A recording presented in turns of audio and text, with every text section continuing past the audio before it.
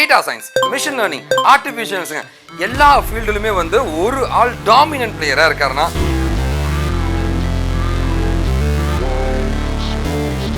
கடுப்பாக சார் ஒரே லேம்டன் கொடுத்து முடிச்சிடலாமா சார் அப்படிங்கன்னா முடிச்சிட முடியும். கியூவா வரிசைப்படுத்துறியா ஒரு ஸ்டாக்காவா, ஸோ அதை பயன்படுத்துற விதத்துக்கு ஒரு ஃபார் லூப் பண்றேன்னு வச்சுங்க, ஒரு லூப்பிங் இருக்குன்னா அந்த ஃபார் லூப் வந்து சூப்பர் தான், ஆனா எனக்கு பிடிக்கலங்க. டிகிரி முடிச்சவங்க நான் ஐடி யாரை கேட்டாலும் பைத்தான் படி, எந்த ஃபீல்டில் தான் பைத்தான் படின்றாங்க. உண்மையாகவே பைத்தான் அவ்வளோ ஃபேமஸாக இருக்கா? அப்படி படிக்கிறதா இருந்தால் என்னெல்லாம் படிக்கணும்? ஒரே குழப்பமா இருக்கே. ஐடிக்குள்ள நுழையணும், டெக்னாலஜிக்குள்ள நுழையணும்னு நினைக்கிறவங்க எல்லாருமே வந்து சிம்பிளா ஒரு ப்ரோக்ராமிங் கத்துக்கிட்டு ஐடிக்குள்ள போகணும்னு நினைச்சீங்கன்னா வந்து பைத்தான் தான் வந்து ஒரு பெஸ்ட் லாங்குவேஜா சொல்லப்படுதுங்க.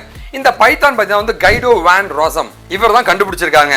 நாம இன்னைக்கு என்ன பார்க்க போறோம் அப்படின்னா வந்து பைத்தான் ஒரு டெக்னாலஜியை படிக்கணும்னு ஆர்வமா இருக்கிற ஒவ்வொருத்தருக்கும் எப்படி படிக்கிறத பத்தி டீட்டெயிலா பார்க்க போறேங்க.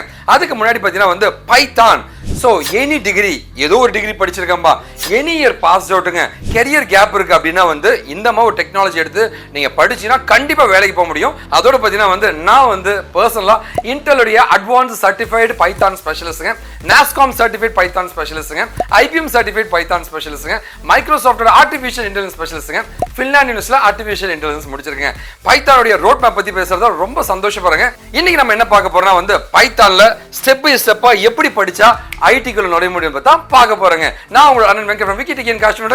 Welcome to சேனலுங்க.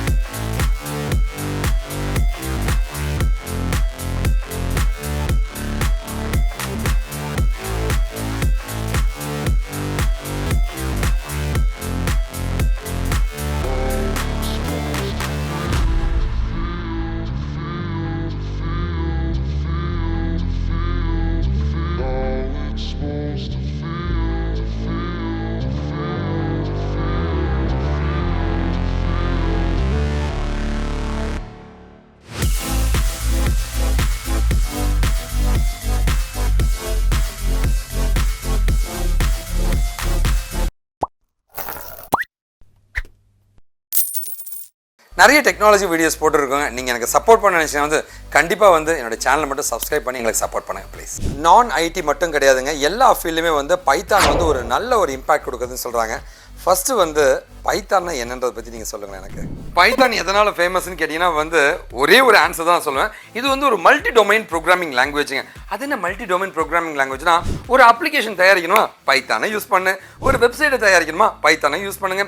Data science, machine learning, ஆர்டிஃபிஷியல்ஸுங்க எல்லா ஃபீல்டுலுமே வந்து ஒரு ஆள் டாமினன்ட் பிளேயராக இருக்காருன்னா அது பைத்தானை தான் இருக்க முடியுங்க. சிம்பிளான லாங்குவேஜுங்க, நிறைய லைப்ரரிஸுங்க அண்ட் எல்லா ஃபீல்டுலையும் யூஸ் பண்ணக்கூடிய ஒரு ஃப்ளெக்சிபிளான ப்ரோக்ராமிங் லாங்குவேஜ்னா அது பைத்தானை தான் இருக்க முடியுங்க. என்னதான் வந்து மல்டி டொமைனில் வந்து லைக் பைத்தான் ரொம்ப இம்பாக்ட் கொடுக்குதுன்னு நீங்கள் சொன்னாலுமே வந்து அந்த டொமைன் ஸ்பெசிஃபிக்காக எந்தெந்த டொமைன் இன்னும் டீட்டெயிலாக சொன்னால் நல்லா இருக்குங்க. இந்த கேள்விக்கு நான் முன்னாடியே பதில் சொல்கிறேங்க, பட் ஸ்டில் டீட்டெயிலாக சொல்கிறேங்க. பைத்தான் பொறுத்த வரைக்கும் பார்த்தீங்கன்னா வந்து வெப் அப்ளிகேஷன், ஒரு வெப்சைட்டை கிரியேட் பண்ணுறதுக்கு பைத்தான் பயன்படுத்துகிறாங்க. ஒரு சாஃப்ட்வேர் டெவலப்மெண்ட்டுங்க, ஒரு சாஃப்ட்வேருங்க, ஒரு பில்லிங் அப்ளிகேஷன் டெவலப் பண்ணுறதுக்கு பைத்தான் யூஸ் பண்ணுறாங்க. ஒரு artificial intelligence, machine learning, data science இந்த ஃபீல்டில் பைத்தான் ரொம்ப பயன்படுதுங்க. இது இல்லாமல் ஒரு விஷயத்தை ஆட்டோமேட் பண்ணுமா ஆட்டோமேஷன் ஃபீல்டில் வந்து பைத்தான் ரொம்ப யூஸாக இருக்குங்க. இது இல்லாமல் பார்த்தீங்கன்னா வந்து சைபர் செக்யூரிட்டி, ஹேக்கிங் இந்த மாதிரி ஏரியாலுமே பைத்தான் பயங்கரமாக பயன்படுதுங்க. இது எல்லாமே ஏகப்பட்ட ஃபீல்டு இருக்குங்க. இது எல்லாமே ரிமார்க்கபிள் ஃபீல்டுன்னு சொல்லுவாங்க. நீங்கள் சொல்லும் போது எனக்கே ரொம்ப இன்ட்ரெஸ்டிங்காக இருக்குங்க, ரொம்ப ஆர்வமாக இருக்கேன் நானுமேங்க. இப்போ சொல்லுங்கள், பைத்தான் படிக்கணும்னா வந்து அதோடைய ரோட் மேப் பற்றி டீட்டெயிலாக நீங்கள் சொன்னீங்கன்னா வந்து கொஞ்சம் பெட்டராக இருக்கும். பைத்தான் நீங்கள் லேர்ன் பண்ண முடிவு பண்ணிட்டீங்கன்னு வச்சுங்களேன், அதை வந்து 5ஆக நான் பிரிக்கிறேங்க. ஒன்று பேசிக் பைத்தான் படிச்சுக்கங்க, ரெண்டாவது இன்டர்மீடியட் பைத்தான்னு சொல்லுவாங்க. ஓகே, பேசிக் பைத்தான் ரொம்ப ஸ்ட்ராங்காக இருக்கும், இன்டர்மீடியட் ஓரளவு ஸ்ட்ராங்காக இருக்கும். மூணாவது முக்கியமானது உப்ஸ், ஆப்ஜெக்ட் ஓரியன்டட் பைத்தானுங்க. உப்ஸ் கான்செப்டை நம்ம லேர்ன் பண்ணிக்கணுங்க. நாலாவதாக நம்ம படிக்க வேண்டிய ரொம்ப முக்கியமான ஏரியா என்னன்னு கேட்டிங்கன்னா வந்து டேட்டாவை ப்ராசஸ், ஏன்னா பைத்தான் வச்சு டேட்டா ப்ராசஸிங் பண்ணுங்க, டேட்டா ப்ராசஸிங் பைத்தான். அண்ட் ஃபைனலாக 5ஆவது அட்வான்ஸ்டு பைத்தானை 5ஆக பிரியுங்க. முதல்ல படிக்க வேண்டிய பேசிக்ஸ் ஆஃப் பைத்தானில் வந்து முதல்ல சின்டாக்ஸ், பைத்தானில் எப்படி கோடு எழுதுறாங்க, ஒரு வேரியபிள்னா என்ன, அது எப்படி ஸ்டோர் பண்ணுறாங்க, அந்த வேரியபிளை எப்படி யூஸ் பண்ணுறாங்கன்ற அந்த பேசிக்கான சின்டாக்ஸுங்க. பைத்தானில் கடைசியாக அந்த செமிகோலன் கிடையாதுங்க, பிராக்கெட்லாம் கிடையாதுங்க, மற்ற லாங்குவேஜ் பிராக்கெட் கிடையாதுங்க. அதுக்கு பதில் இன்டென்டேஷன் ஒரு லைன் விட்டு நான் எழுதுவாங்க. ஓகே, இந்த மாதிரி சின்ன சின்ன விஷயங்கள் மட்டும் நாம தெரிஞ்சுக்கணும். இதுதான் ஃபர்ஸ்ட் சின்டாக்ஸ் அப்படின்னு சொல்லுவாங்க. ரெண்டாவது பேசிக்ஸ் நம்ம தெரிஞ்சுக்க வேண்டியது என்னன்னு கேட்டீங்கன்னா கண்ட்ரோல் ஃப்ளோ ஆஃப் பைத்தான்னு சொல்லுவாங்க. கண்ட்ரோல் ஃப்ளோனா என்னங்க, அதாவது ஒரு டேட்டா இருக்கு, 10ன்ற நம்பரை வந்து 10 முறை பிரிண்ட் பண்ணனா அப்போ வந்து ஒரு லூப்பிங் பண்ணுவோம். அப்போ வந்து ஒரு ஃபார் லூப்போ ஒரு ஒயில் லூப்போ அந்த மாதிரி ஒரு லூப்பிங் பண்ணி தான் பண்ணுவாங்க. அதுதான் அந்த கண்ட்ரோல் ஃப்ளோ அப்படின்னு சொல்லுவாங்க. ஒயில் லூப் பதில் டூ ஒயில் யூஸ் பண்ணலாமா, எந்த இடத்துல எப்படி பயன்படுத்தலாமோ அந்த மாதிரி பயன்படுத்தி தான் கண்ட்ரோல் ஃப்ளோன்னு சொல்லுவாங்க. இது ரெண்டாவதாக நம்ம படிக்க வேண்டியது. மூணாவதா பேசிக்ஸில் நம்ம தெரிஞ்சுக்க வேண்டியதுன்னா ஃபங்க்ஷன்ஸுங்க. ஃபங்க்ஷன்னா என்ன, ஒரு வேலையை செய்யறது ஃபங்க்ஷனுங்க. அந்த வேலையை செய்யறது தனியாக கோடாக எழுதிட்டு ஒரு கூட்டம் ஒரு பிளாக்காக போட்டுட்டு அதை கால் பண்ணி யூஸ் பண்ணிங்கன்னா இதுதான் ஃபங்க்ஷன்ஸ் இன் பைத்தான்னு சொல்லுவாங்க. ஓகேவா? ஸோ முக்கியமாக நம்ம படிக்க வேண்டிய ரொம்ப முக்கியமான விஷயம் தான் வந்து ஃபங்க்ஷன்ஸ் இன் பைத்தான் அப்படின்னு சொல்லுவாங்க. ஃபங்க்ஷன்ஸ் ரெண்டு வகை இருக்குது. ஒன்று பில்டின் ஃபங்க்ஷன்ஸ் இருக்குங்க. பில்டின்னா பைத்தான்லேயே நிறைய இன்பில்ட் ஃபங்க்ஷன் இருக்கும், அது பேர் வந்து மாடியூல்ஸ்ன்னு சொல்லுவாங்க. இந்த பக்கம் நாமளே கிரியேட் பண்ணுற ஃபங்க்ஷன்ஸும் இருக்குங்க. ஸோ நாலாவதாக நம்ம தெரிஞ்சுக்க வேண்டியது என்னன்னு கேட்டிங்கன்னா வந்து data structures in python. Data structures in பைத்தான்னா என்ன அப்படின்னா, ஒரு டேட்டா என்கிட்ட இருக்கு, அது எப்படி வந்து வரிசைப்படுத்துற, ஒரு லிங்க் ஒரு லிஸ்ட்டாக வரிசைப்படுத்துறியா, ஒரு டியூபிள்ஸாக வரிசைப்படுத்துறியா, அப்படி இல்லை வந்து லைக் ஒரு ஒரு கியூவாக வரிசைப்படுத்துறியா, ஒரு ஸ்டாக்காவா.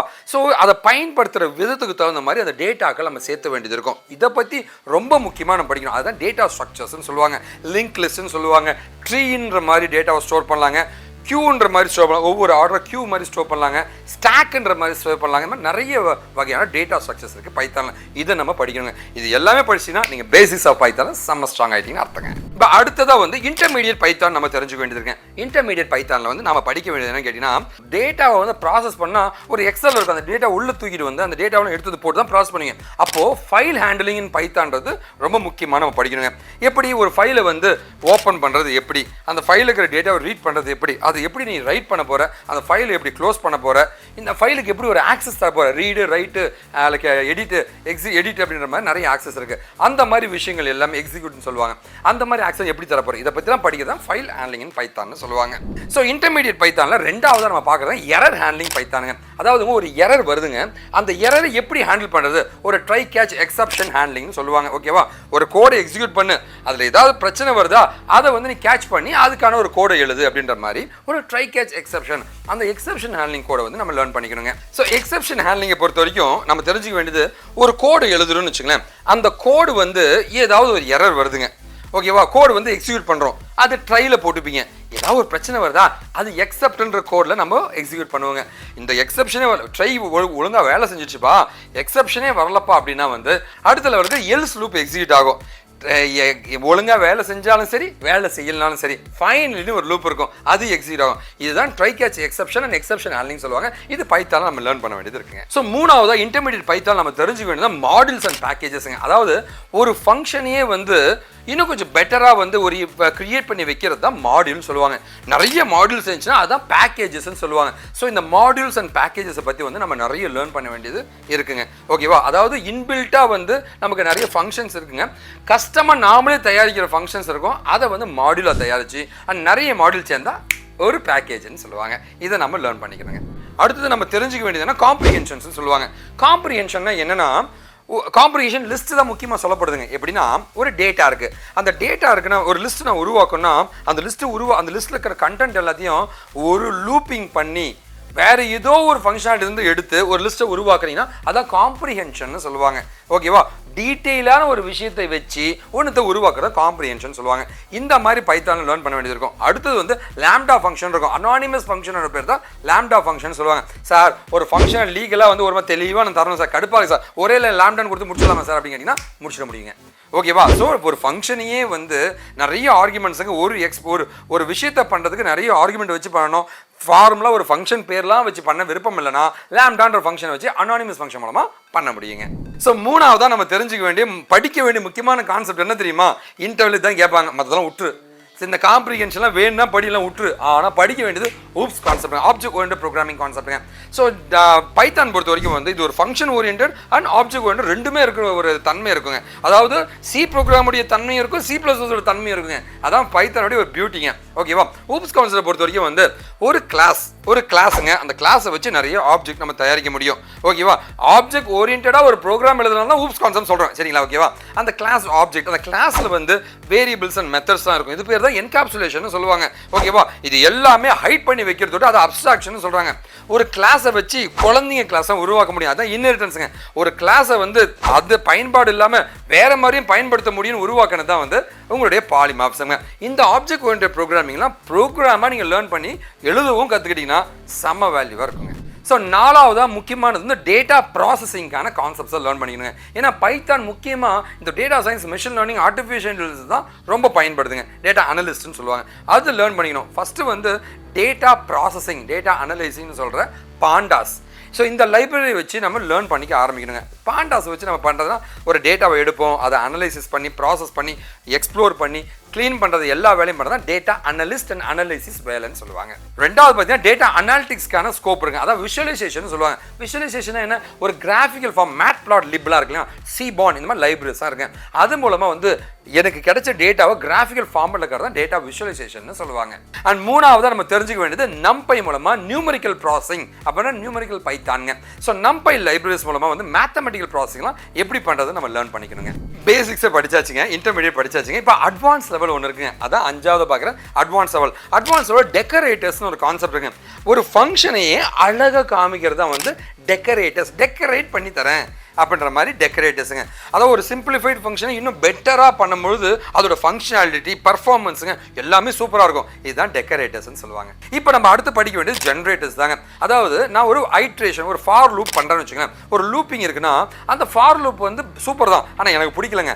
வேறு ஏதாவது ஒரு ஃபங்க்ஷன்ஸ் மூலமாகவோ இன்னும் பெட்டராக ஒரு கிளாஸஸ் மூலமாகவோ இதே ஜென்ரேட்டிங் டேட்டாவை ஜென்ரேட் பண்ணுறதை பண்ண முடியுமானா நம்ம ஜென்ரேட்டர்ஸ் மூலமாக பண்ண முடியுங்க. அதான் ஜென்ரேட்டர்ஸ் அண்ட் பைத்தான்னு சொல்லுவாங்க. ஸோ இது மூலமாக பார்த்தீங்கன்னா வந்து ஈஸியாக இருக்குங்க, எஃபிஷியண்ட்டாக இருக்கும், மெமரி எஃபிஷியண்ட்டுங்க, கோட் எஃபிஷியன்ட்னு எல்லாமே இருக்கிற ஒரு சூப்பர் ஃபங்க்ஷனாலிட்டி தான் அட்வான்ஸ் பைத்தான் நம்ம படிக்கிற ஜென்ரேட்டர்ஸுங்க. அட்வான்ஸை மூணாவது படிக்க வேண்டிய ரொம்ப முக்கியமான கான்செப்ட் என்னதுங்க?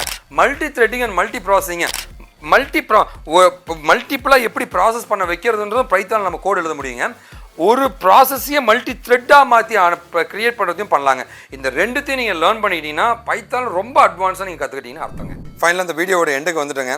இங்கே யாராவது வந்து அண்ணா கெரியரை மிஸ் பண்ணிட்டேன்னா, லாங் கேப் இருக்குன்னா, ஐடிக்குள்ளே நுழையணும், ஒர்க் ஃப்ரம் ஹோம் வேணும், வெளிநாட்டுக்கு போகணும், நல்ல சேலரி வாங்கணும், ட்ரீம் ஜாபை நான் அடையணும்னு ஆர்வமாக இருக்கிற ஒவ்வொருத்தருக்கும் ஒரே பதில் தான் நான் சொல்லுவேன். தயவு செஞ்சு என்னை வந்து பாருங்கள். கண்டிப்பாக உங்களுக்கான கைடன்ஸ் நான் கொடுக்க தயாராக இருக்கேன். படிக்க நீங்கள் தயாராக இருந்தால் சொல்லித்தரதுக்கு அண்ணன் தயாராக இருக்கேன். கண்டிப்பாக இந்த வீடியோ பிடிச்ச ஒரு பெரிய நம்பிக்கையோட இந்த வீடியோ முடிக்கிறேங்க. வாழ்க தமிழ்.